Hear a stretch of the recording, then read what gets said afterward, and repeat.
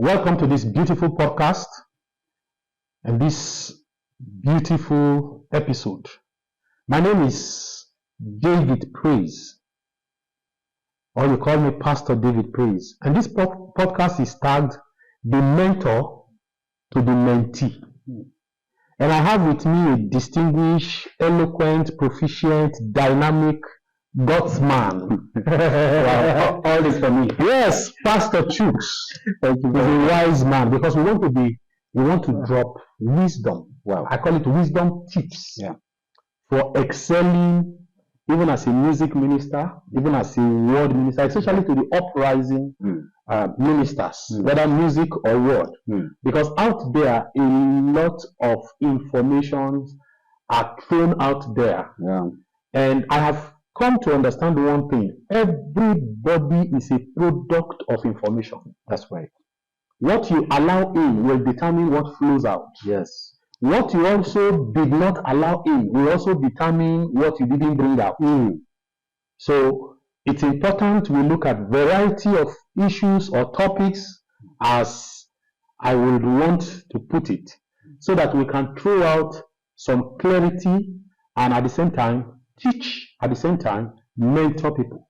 And one of the topics I want us to look critically into is psalms, spiritual songs, hymns, or we can say hymns, psalms, spiritual songs, or we can say psalms, hymns, spiritual songs, in whatever format.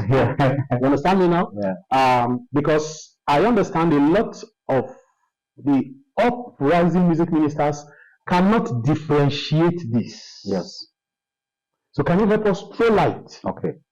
on all of this? All right. Thank you very much. It's a pleasure being here once again. You're welcome, sir. Yeah. Just like you said, honestly, I think the upcoming generation, they really need people to mentor them.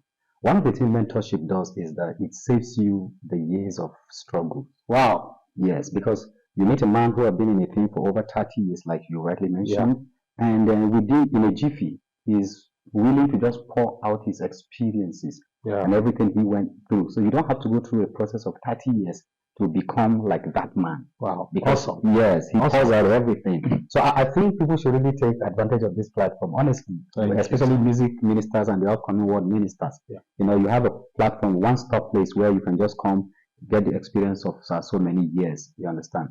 Now, why the issue of hymns, psalms, hymns, and spiritual song is very important is because they form the basis foundation for what we call like an ingredient for us to run our ministry with, or like a specification for our ministry.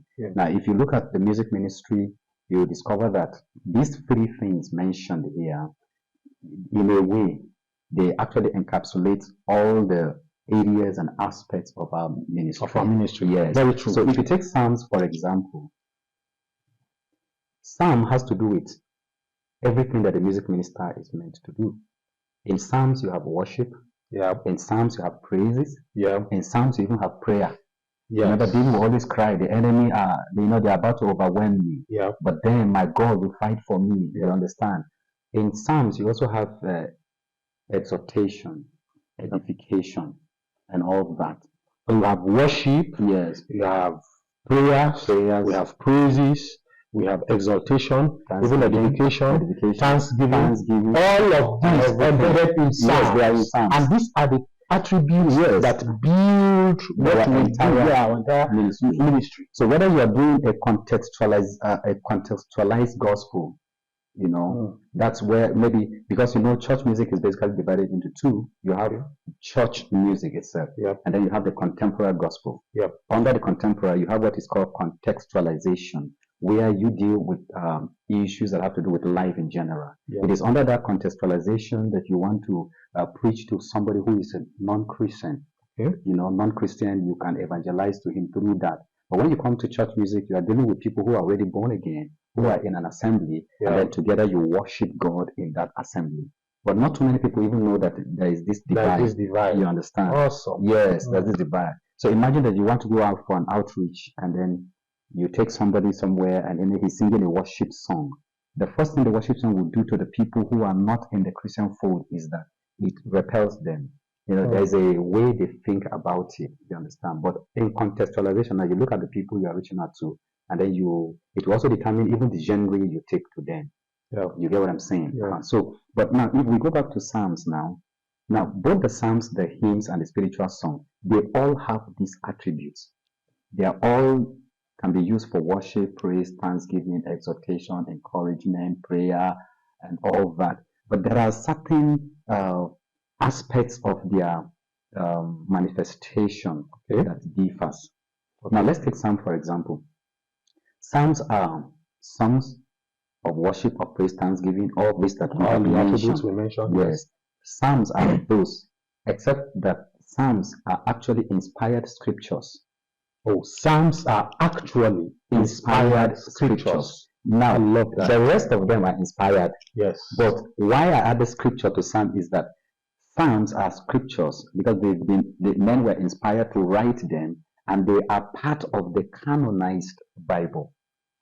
So in other words, Psalms are songs of worship that have been used in the temple all through the Old Testament and even in the New Testament now. That's why in the book of Psalms itself, you have 150 chapters of them, and all those chapters were written by different people. Yeah. Solomon wrote in Psalm, David wrote most of the Psalm. You also have Moses. Yeah. The writings of Moses are also there. And then there are the Levites. Yeah. Some of them wrote, and all these songs were compiled over a period of say like 1,000+ years. So they just grouped them together, brought them in that book called Psalm, so that anytime you want to go reach out for songs of praises and worship, you can just go to a particular book and you find the Psalms. Them there. Yes, you find them there. But the difference between the Psalms and the other two that we're going to talk about soon is that the Psalms are actually inspired, and then they were written and have been made to be part of the scripture. So doesn't mean that in our days now God cannot inspire me to write a psalm. He can inspire me to write a psalm. But the only privilege I may not have now is that it will not be added inside the scripture. Canonized scripture. Okay. Yeah, so that's for the psalms.